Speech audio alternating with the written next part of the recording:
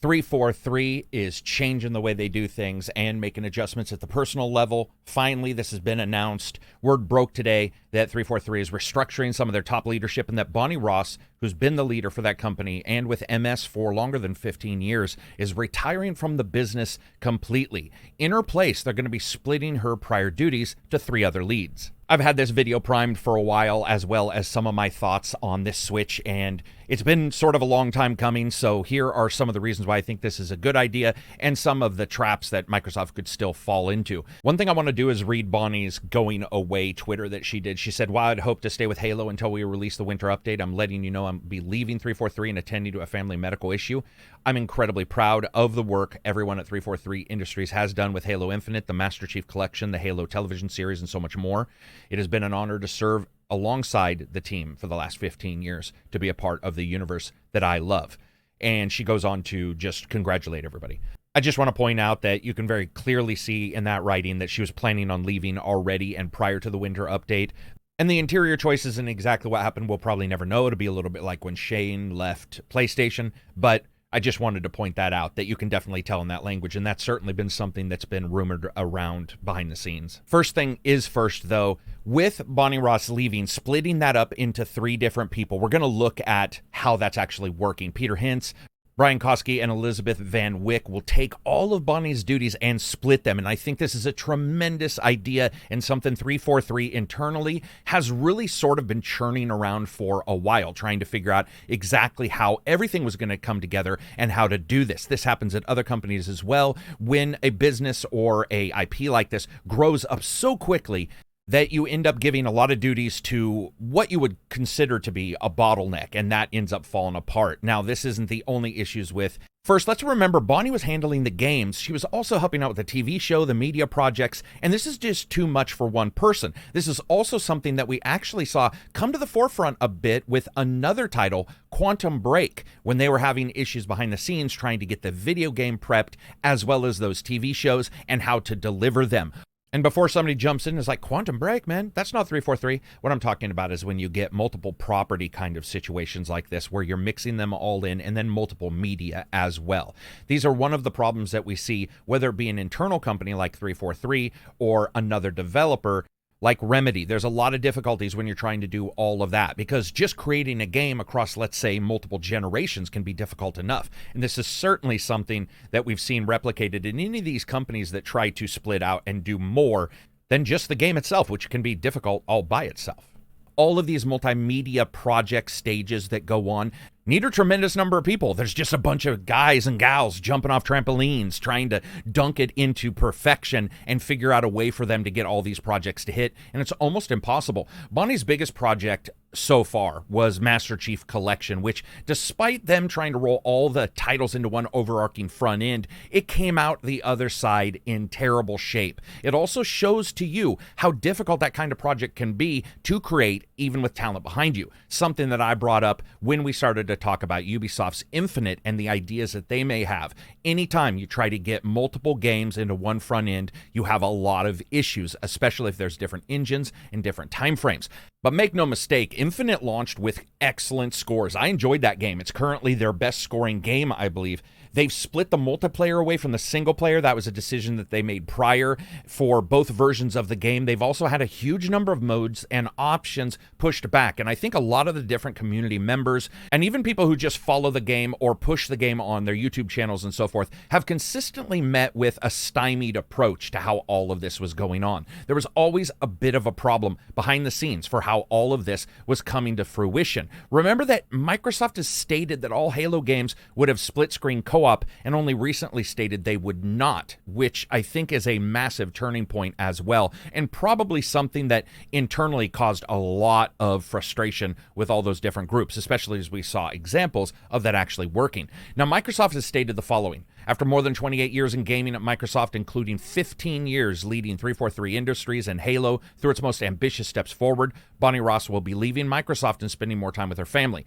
We're thankful for her leadership of 343, during which the team launched Halo 4, Halo 5, Halo the Master Chief Collection, the Halo television series, and Halo Infinite. We wish her all the best. Head of production, Pierre, will become the studio head effective immediately. The 343 team is hard at work shipping the winter update, the biggest Halo Infinite update since launch.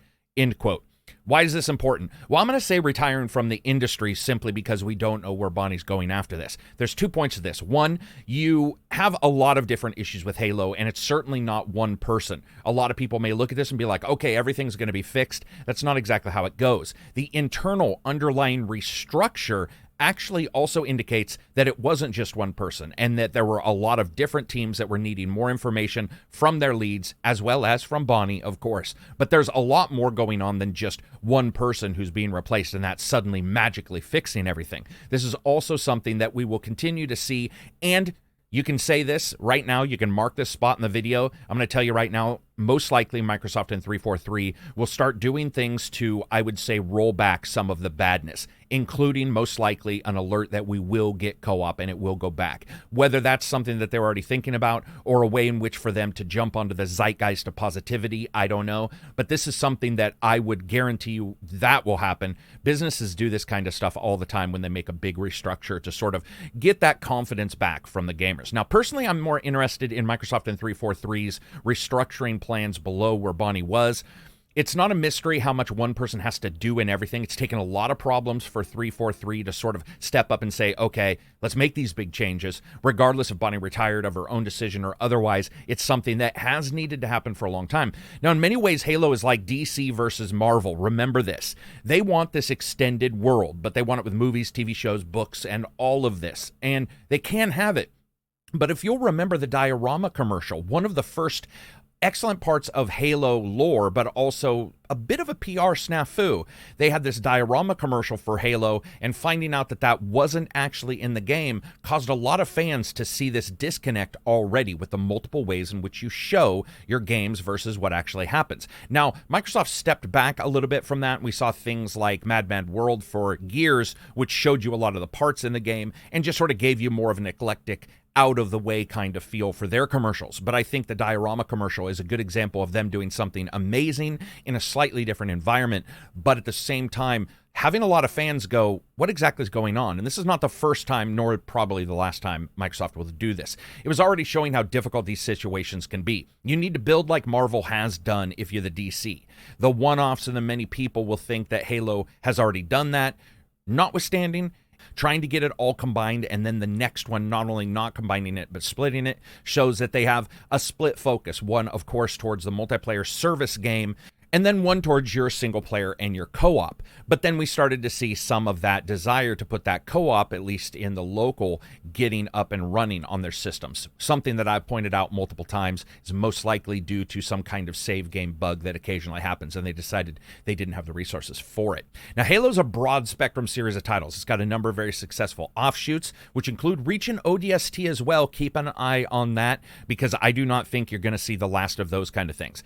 The gaming chops are there for this, but it does feel like 343 rallied behind the idea of trying to do something different to get their own identity after Bungie left the franchise to Microsoft. And instead of looking at this holistic idea of putting things together, they sort of started throwing their own pieces in to cause everybody to feel like there was an identity shift. This is the new Halo 2.0 kind of situation. Well, it results in missteps like we got, which was, I feel, one of the larger IP missteps, which was Halo 5. It's not all been bad. Again, Infinite is a tremendous title, but we did see that they delayed it there for a while because of the graphics and, of course, Craig face. So there's been issues behind the scenes all the time, and there's been so much difficulty getting all of this together. I think that this makes sense. It's something that a lot of us have been expecting but didn't really know how it was going to come about. One of the initial ideas that a lot of people were coming up with was, hey, maybe we'll just have 3 other people and Bonnie, that kind of stuff. The idea that Bonnie's sort of leaving the entire industry and these 3 people will step into the various roles for entertainment,